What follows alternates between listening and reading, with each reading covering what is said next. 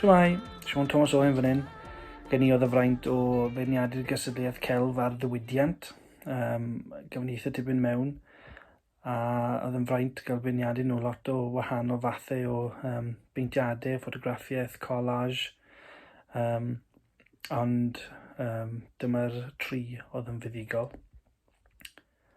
Yn drydydd oedd Peter Spriggs, dau dafrlyw.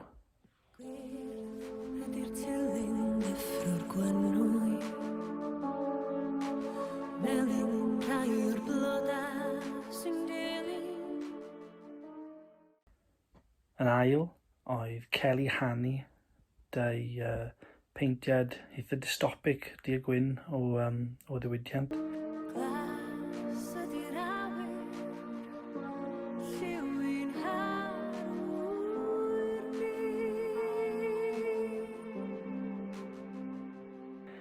Ond enillydd dy gwaith manwl iawn, dy elfennau o David Carbonini, oedd Carrie Francis.